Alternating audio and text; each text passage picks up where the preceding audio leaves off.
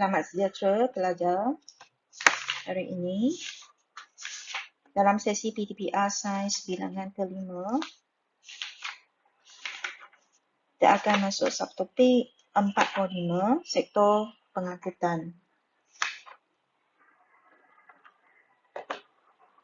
Dan juga 4.6, teknologi hijau dan kehidupan.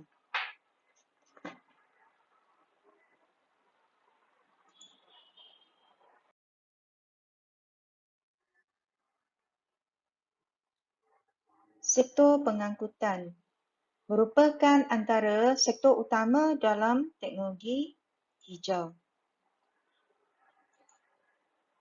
Sektor ini merupakan antara penyumbang terbesar kepada pencemaran udara.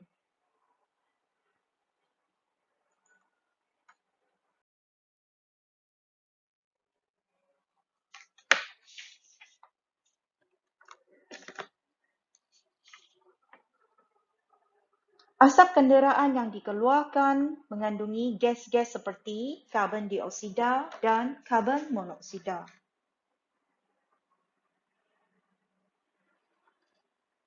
Karbon dioksida dan juga karbon monoksida merupakan gas rumah hijau. Kehadiran gas-gas ini di dalam udara menyebabkan kesan rumah hijau yang menyumbang kepada perubahan iklim yang mendadak.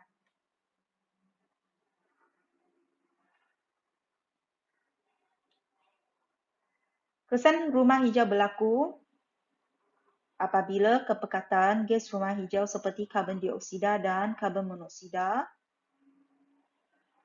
yang tinggi di atmosfera, dan gas-gas ini akan memberangkat haba di atmosfera, menyebabkan haba sukar untuk dipantulkan semula ke angkasa lepas. Maka ini menyebabkan suhu bumi meningkat dan berlakunya kesan rumah hijau.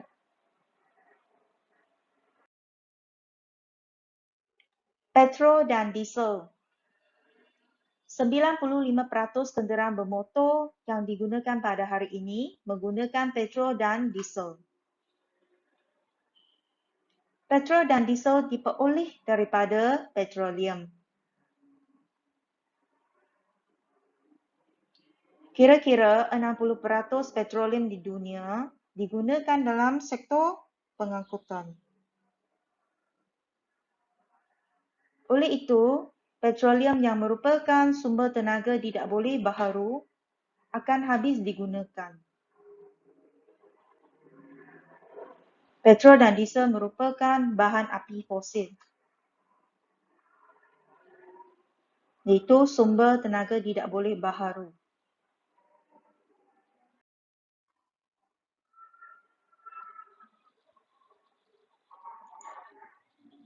Gas-gas berbahaya.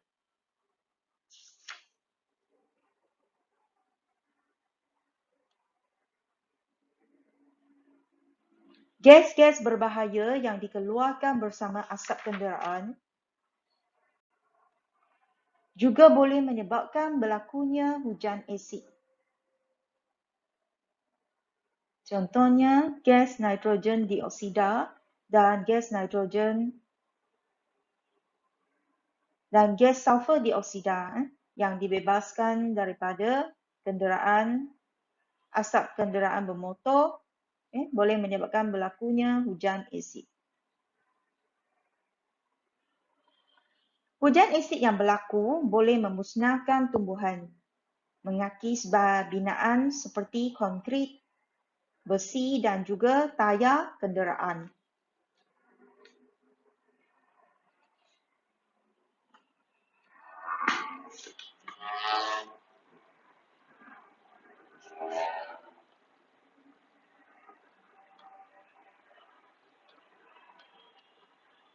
Gas-gas berbahaya seperti gas nitrogen dioksida dan gas sulfur dioksida merupakan punca kepada hujan asid. Gas ini akan larut dalam hujan dan turun sebagai hujan asid.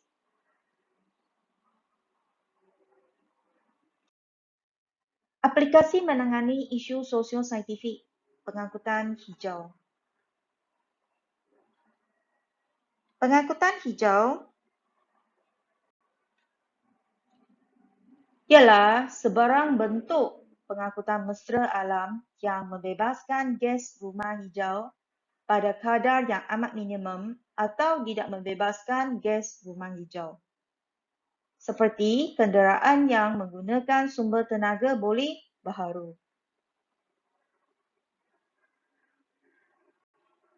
Antara bentuk pengangkutan hijau ialah berjalan kaki, berbasikal dan menggunakan kenderaan hijau.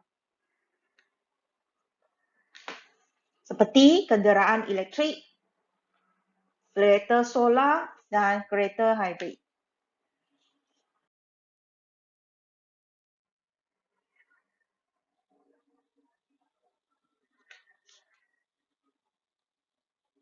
Mod pengangkutan hijau adalah berjalan kaki dan berbasikal.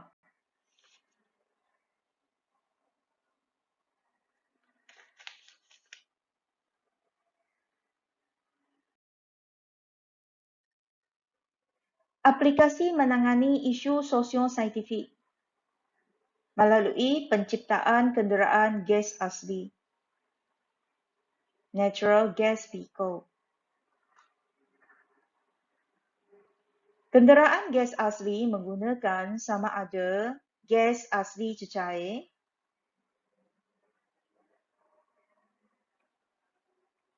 liquefied natural gas ataupun gas asli mampat, compressed natural gas. Kini kenderaan yang menggunakan petrol boleh diubah suai untuk penggunaan LNG atau CNG.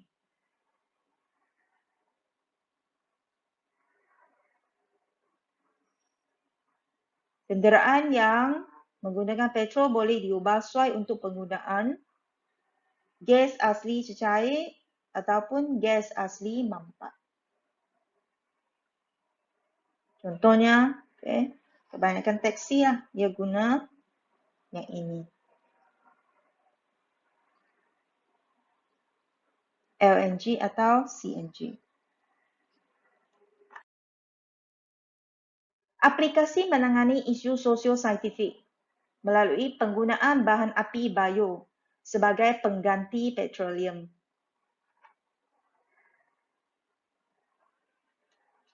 Bahan api bio telah mula digunakan di Malaysia. Bahan api bio ini merupakan sumber alternatif yang merujuk kepada methyl ester asid lemak yang dihasilkan daripada minyak sayuran serta lemak haiwan.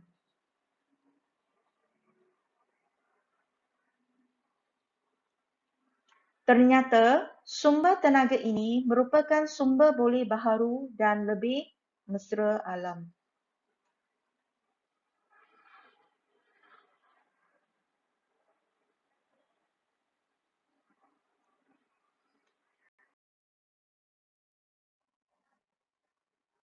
Unit 4.6, Teknologi Hijau dan Kehidupan.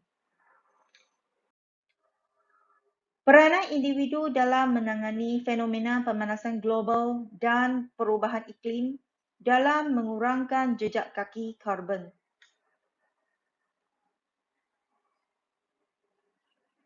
Isu pemanasan global dan perubahan iklim yang mendadak semakin hangat diperkatakan di seluruh dunia. Kesan yang amat dahsyat daripada pemanasan global ini bakal menanti kita semua seandainya seluruh masyarakat dunia masih belum menyedari kesan kemajuan yang pesat tanpa menghiraukan alam semula jadi di sekeliling kita. Tanpa kita sedar, aktiviti-aktiviti yang kita lakukan setiap hari telah menyebabkan peningkatan jejak kaki karbon.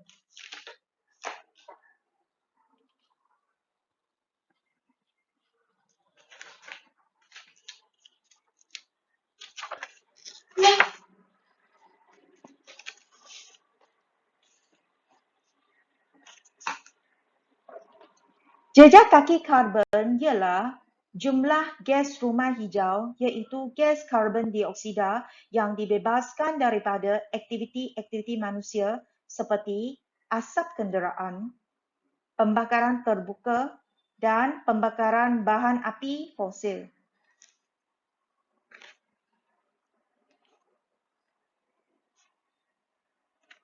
Oleh itu, kita perlulah mengaplikasikan teknologi hijau dalam kehidupan supaya kita dapat mengurangkan pembebasan gas karbon dioksida ke persekitaran sekaligus mengurangkan jejak kaki karbon.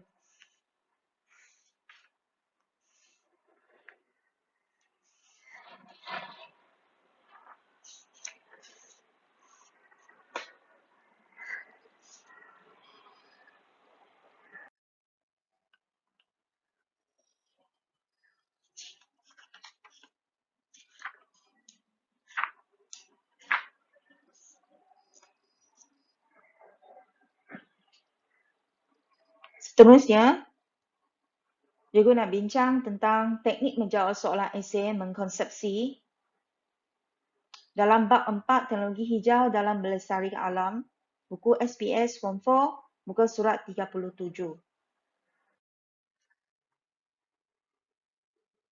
Pelajar perlu jawab soalan esei ini di dalam buku tulis.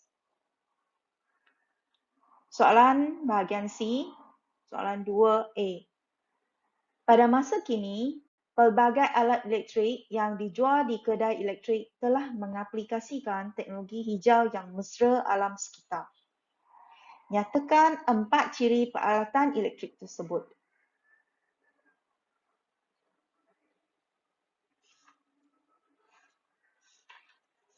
Yang ini ada kaitan dengan sektor tenaga.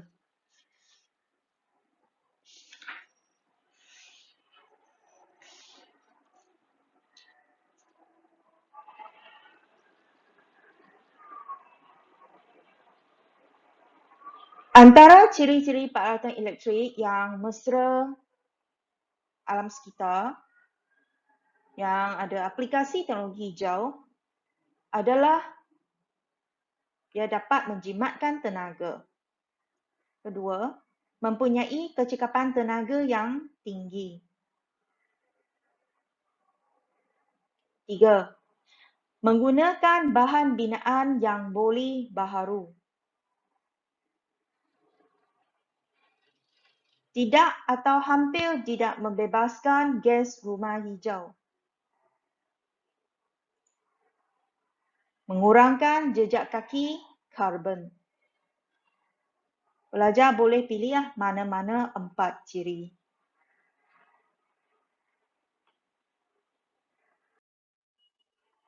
Soalan 2B, Raja 2 menunjukkan 3 contoh teknologi hijau dalam pengangkutan. Teknologi hijau dalam pengangkutan. Contohnya, kereta kenderaan hybrid, berkongsi kereta, dan basikal elektrik. Kaji maklumat pada Raja 2 dan bina konsep teknologi hijau dalam pengangkutan. Jawapan anda hendaklah berdasarkan aspek-aspek berikut. Soalan bina konsep.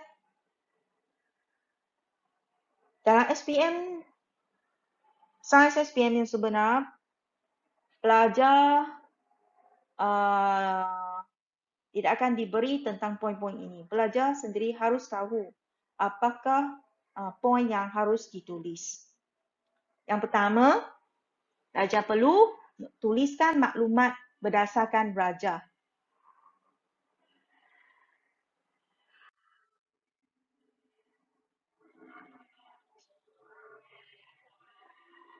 Berdasarkan raja, kamu buat satu ayat. Kenderaan hybrid, berkongsi kereta dan basikal elektrik adalah contoh-contoh teknologi hijau dalam pengangkutan. Soalan kedua. Kena pasti 2 ciri sepunya. Apakah ciri-ciri sepunya bagi Contoh-contoh teknologi hijau dalam pengangkutan ini. Dalam buku teks ada itu tidak atau kurang atau tidak membebaskan gas rumah hijau. Kedua, tidak mencemarkan alam sekitar.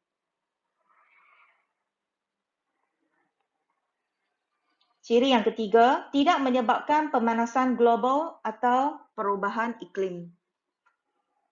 Pelajar bolehlah pilih mana-mana dua ciri sepunya. Berikan satu contoh lain bagi teknologi hijau dalam pengangkutan. Selain daripada basikal elektrik, kenderaan hybrid dan berkongsi kereta, beri contoh lain. Jawapannya ialah berjalan kaki. Berikan satu bukan contoh bagi teknologi hijau dalam pengangkutan.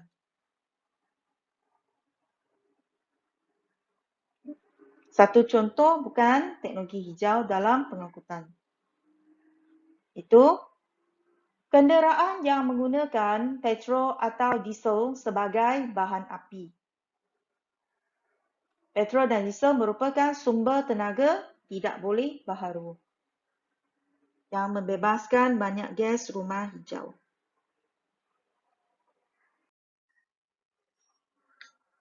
Kelima, hubung kait ciri-ciri sepunya untuk membina konsep sebenar teknologi hijau dalam pengangkutan. Teknik menjawab konsep sebenar ialah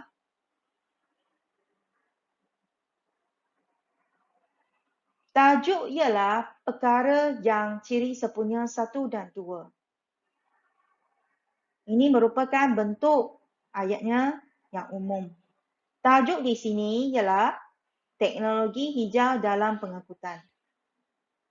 Jadi, teknologi hijau dalam pengangkutan ialah perkara ialah teknologi. Ialah teknologi yang pelajar kena tulis semula ciri sepunya 1 dan 2 yang telah dinyatakan dalam jawapan sebelum ini. Konsep sebenar teknologi hijau dalam pengangkutan ialah teknologi hijau dalam pengangkutan ialah teknologi yang kurang atau tidak membebaskan gas rumah hijau dan tidak mencemarkan alam sekitar.